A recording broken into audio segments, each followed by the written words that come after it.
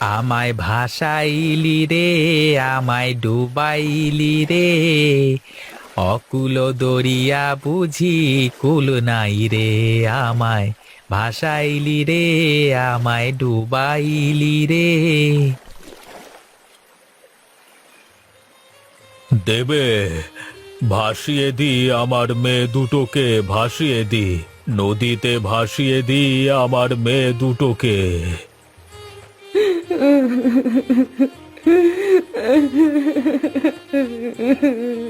কি কপাল আমাদের! বিধাতা আমাদের কোনো সন্তান দেননি এতদিন, কিন্তু আজ এত বছর পরে যমজ সন্তান লাভ করার পরেও আমরা তাদের আমাদের কাছে রাখতে পারলাম না।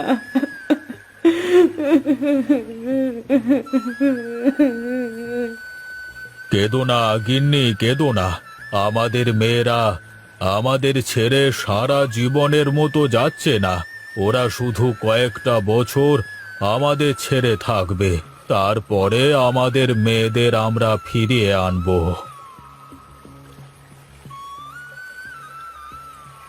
মালিক, আপনি কোনো চিন্তা করবেন না। আমি আপনার মেয়েদের পিছু পিছু যাচ্ছি। আমি সারাক্ষণ ছায়ার মতো আপনার মেয়ের পাশে থাকব, কিন্তু সেটা ওদের কখনো বুঝতে দেব না। সব খবর আপনাকে নিয়ে এসে দেব। হ্যাঁ রামু, তুই যা। আমার মেয়েদের সব সময় খেয়াল রাখিস কেমন, আর কখন কি ঘটে আমাকে এসে বলে দিবি। ঠিক আছে মালিক, আপনি কোনো চিন্তা করবেন না। আমি আপনার মেয়েদের খেয়াল রাখবো। আমি এখন চলি।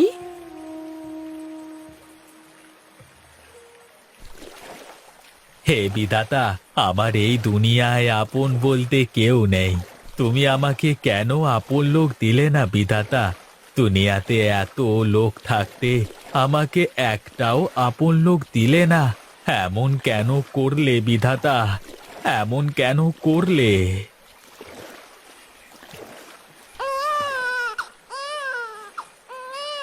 আরে, বাচ্চার কান্না শুনলাম মনে হলো।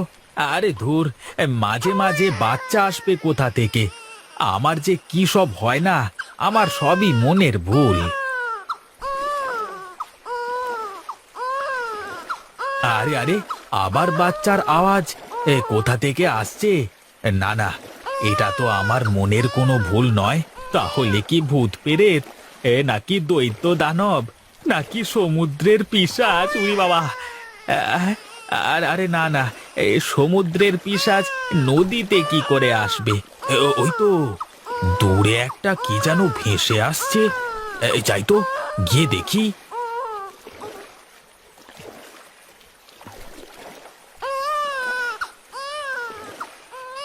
হায় বিধাতা, হে কি সর্বনাশী কাণ্ড! কে ফুটফুটে বাচ্চা দুটোকে এভাবে জলে ভাসিয়ে দিয়েছে? এখন আমি এই বাচ্চা দুটোকে নিয়ে কি করব? তবে কি বিধাতা আমার আপন মানুষকে পাঠিয়ে দিলে আমার কাছে? না, আমি বাচ্চা দুটোকে বাড়িতে নিয়ে যাই। ওদের আমি নিজের হাতে মানুষ করে তুলব।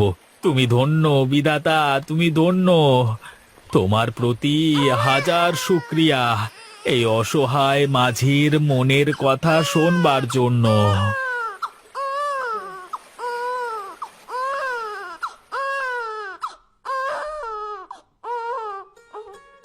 আজ থেকে এটাই তোদের ঘর, আর আমি তোদের বাবা। আজ থেকে আমার দুই মেয়ে, কিন্তু তোদের খাওয়াবো কি? তোরা থাক, আমি বাজার থেকে দুধ কিনে নিয়ে আসি।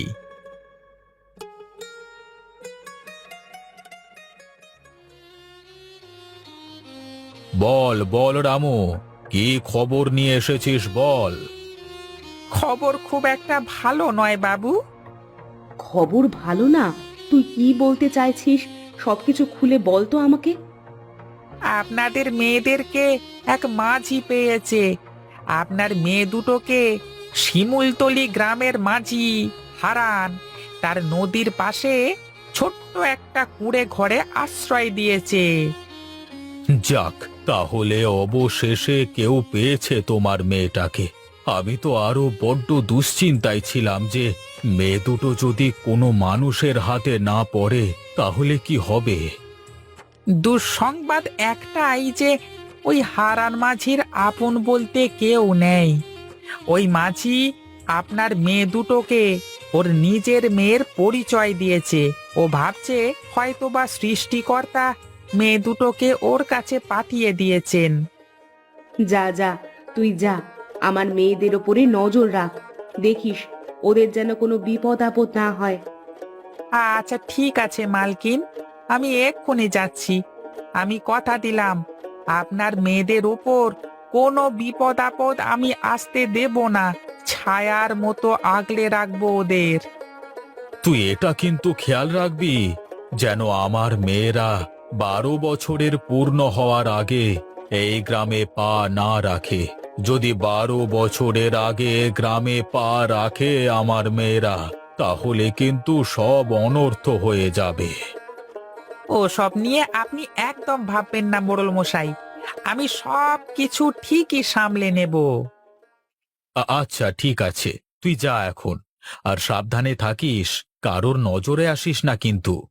তুই যদি কারোর নজরে পড়ে যাস তাহলে কিন্তু ঝামেলা হয়ে যাবে, লোকে তোকে সন্দেহ করবে। ঠিক আছে বাবু, আমি এখন চলি তাহলে।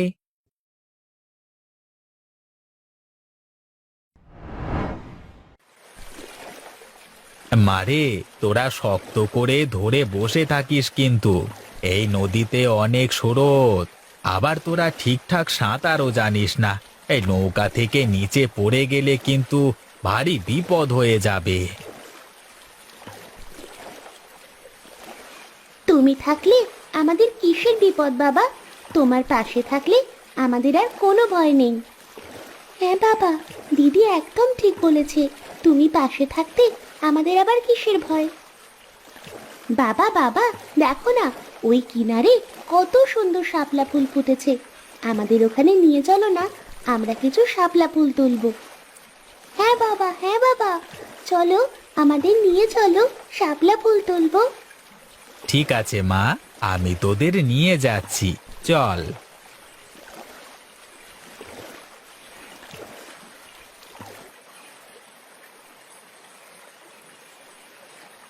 দেখো বাবা, কি সুন্দর শাপলা ফুল।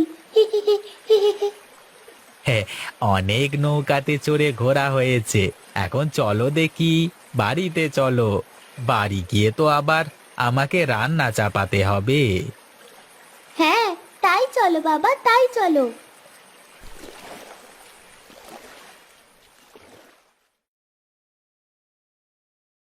কে খবর নিয়ে আসলে রামু? হ্যাঁ, একটা অনেক ভালো সংবাদ আছে আপনার জন্য বাবু, আর একটা অনেক খারাপ সংবাদও আছে। কোনটা আগে শুনতে চান বলুন? খারাপ সংবাদটাই বল তো দেখি। খারাপ সংবাদটা এই যে আপনার দুই মেয়ে হারান মাঝিকে একদম বাবা বলে মেনে নিয়েছে। ওরা দুই মেয়ে হারান মাঝিকে ছাড়া কিছুই বোঝে না। আর দুই মেয়ে যেন হারান মাঝির চোখের মণি, সারাদিন ওদের নিয়ে মেতে থাকে, খুব খেয়াল রাখে ওদের। এই কয়েক বছরে ওদের মধ্যে অনেক ভালো সম্পর্ক গড়ে উঠেছে, যে সম্পর্ক ভাঙা মুশকিল। তাহলে কি আমি আমার মেয়েদের কোনোদিন আপন করে পাবো না? কোনোদিন বুকে জড়িয়ে রাখতে পারবো না? চিন্তা করো না লক্ষ্মী, আমার মেয়েরা যখন জানতে পারবে আমরাই ওদের আসল বাবা মা, আর আমাদের সমস্যার কথা যখন শুনবে ওরা, তখন ওরা ঠিকই আমাদের কাছে ফিরে আসবে। তুমি দেখে নিও। আসলে আমারও সেটাই মনে হয়। কেউ এই রাজপ্রাসাদ ছেড়ে ওই ভাঙা কুঠিরে কেন থাকতে চাইবে? আগামী পূর্ণিমাতে আপনার মেয়েদের 12 বছর পূর্ণ হবে, আর ওদের অভিশাপ মুক্ত হবে। হ্যাঁ হ্যাঁ, আমরা জানি। সেই কবে থেকে এই দিনটার জন্য আমরা অপেক্ষা করছিলাম। তুই যা, হারান মাঝিকে আমার কাছে ডেকে নিয়ে আয়। এখন সময় হয়েছে ওই মাঝিকে সব সত্যি বলে দেওয়ার। ঠিক আছে বাবু, আমি এখনই যাচ্ছি। না রামু, এখন নয়। পূর্ণিমার দিন আমরা নিজেরাই যাব আমাদের মেয়েদেরকে ফিরিয়ে আনতে। এখন যদি মাঝিকে সব কথা বলিস তাহলে ও পালিয়ে যেতে পারে।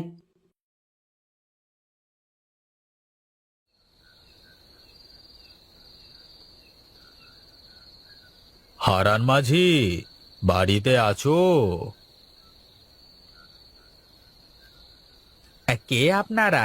এত রাতে কি চাই আপনাদের? খেয়া পার হবেন? ওই পারে পার করে দেব আপনাদের। না না, আমরা খেয়া পারাপার হতে আসিনি, আমরা আমাদের মেয়েদেরকে নিয়ে যেতে এসেছি। আপনাদের মেয়ে মানে? আপনাদের মেয়েকে আমি কোথায় পাবো? কেন, যে তোর পেছনে দাঁড়িয়ে আছে। আরে আরে, আপনারা কি পাগল হয়ে গেছেন? আপনারা কি বলছেন? আপনারা কি জানেন? কেন, তুই কি ভুলে গেছিস? আজ থেকে ঠিক 12 বছর আগে একটা কাঠের বাক্সের মধ্যে তুই এই মেয়ে দুটোকে কুড়িয়ে পেয়েছিলিস। বাবা, এরা কারা? এরা এসব কি বলছে? এগুলো কি সত্যি বাবা? তুমি কি আমাদের কুড়িয়ে পেয়েছো? বলো বাবা, বলো, তুমি চুপ করে আছো কেন? বলো, ওরা কি আমাদের বাবা মা? তুমি কি আমাদের বাবা নও? আরে না রূপা, ওরা আমাদের বাবা মা নন। নিজের ছেলে মেয়েকে কেউ কখনো কাঠের বাক্সে নদীতে ভাসিয়ে দেয়? ওরা মিথ্যে বলছে। বিশ্বাস করো মা, আমরাই তোমাদের বাবা মা। আর এই যে রামু কাকা ছোটবেলা থেকে তোমাদের দূর থেকে অনেক সাহায্য করে এসেছে। তুমি আমাদের মা বাবা নও।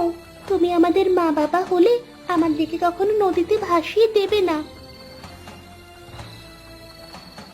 তোরা শুনতে চাস? তোরা শুনতে চাস সেদিন কি হয়েছিল? কেন আমরা তোদের ভাসিয়ে দিতে চেয়েছিলাম? আমার শ্বশুর মশাইয়ের 3 বউ ছিল, কিন্তু আমার শ্বশুর মশাইয়ের কোনো ছেলে সন্তান ছিল না। আর তাই সে জোর করে তোর বাবাকে এক মহিলার কাছ থেকে কেড়ে নিয়ে সেই মহিলাকে মেরে ফেলে। আর সেই মহিলা মরার আগে অভিশাপ দিয়ে গিয়েছিল, আমাদের বংশের সব ছেলেমেয়েরা 12 বছর বয়স হলে মারা যাবে। আর এই অভিশাপ থেকে মুক্তির বড় একটাই উপায় ছিল, তোদের জন্মের 3 দিনের মধ্যে তোদেরকে এই গঙ্গার জলে ভাসিয়ে দেওয়া। এখন তোরা অভিশাপ মুক্ত। আমরা তোদের দেখতে আসলে তোরও একই ক্ষতি হতো মা, তাই আমরা তোদের দেখতে আসতে পারিনি। কিন্তু আমরা তোদের সব সময় দূর থেকে খেয়াল রেখেছি। আমরা পাঠিয়েছিলাম তোর কাকাকে তোর খেয়াল রাখবার জন্য। বলো না বাবা, এরা যা বলছে তা কি সত্যি? হ্যাঁ বাবা, বলো, এরা কেন এমন বলছে? এদের কথা কি সত্যি? হ্যাঁ রে মা, ওরা সত্যি বলছে। আমি আসলে তোদের নদীতে কুড়িয়ে পেয়েছিলাম, কিন্তু আমি জানি না যে ওরা তোর সত্যি বাবা মা কিনা। আচ্ছা আচ্ছা, তোরা আমাকে একটা কথা বল, তোদের কি কখনো মনে হয়েছে যে আমি তোদের আসল বাবা না? না বাবা, আমার এমন কখনোই মনে হয়নি। আমারও কখনো মনে হয়নি বাবা। আরে ওদের মনে হওয়া না হওয়াতে কি আসে যায়? সত্যি তো এটাই যে আমরাই ওদের আসল বাবা মা। হতে পারে আপনি ওকে জন্ম দিয়েছেন, আর আপনার স্ত্রী ওকে 10 মাস 10 দিন পেটে ধরেছে, কিন্তু আমি 12 বছর ধরে ওদের দেখাশোনা করেছি, ওদেরকে বড় করে তুলেছি। এখন আপনারাই বলুন, কে আসল বাবা? তুমি আমাদের আসল বাবা, আমরা তোমার সাথে থাকতে চাই। হ্যাঁ বাবা, তুমি এতদিন ধরে আমাদের দেখাশোনা করেছো, আমাদের কোনো কিছুর অভাব বুঝতে দাওনি। আমি তোমাকে ছেড়ে কোথাও যাব না। আপনারা চলে যান, আমাদেরকে আমাদের মতো থাকতে দিন। তোরা রাজপ্রাসাদ ছেড়ে এই ভাঙা ঘরে কি করবি? কি করে থাকবি এখানে? আমরা এই ভাঙা ঘরে 2 বোন আমাদের বাবার সাথে অনেক সুখে আছি। যদি আপনারা সত্যি আমাদের জন্ম দিয়ে থাকেন, তাহলে নিশ্চয়ই আমাদের সুখ চাইবেন। আর আপনারা এখানে যদি কখনো না আসেন, তাহলে আমরা আমাদের বাবার সাথে সুখে থাকতে পারবো। আপনারা দয়া করে এখান থেকে চলে যান। ঠিক আছে, তোরা যখন এখানেই থাকতে চাস তাহলে থাক, আমরা আর কখনো তোদের সামনে আসবো না। চলো গিন্নি, এখানে থেকে আর কোনো লাভ নেই।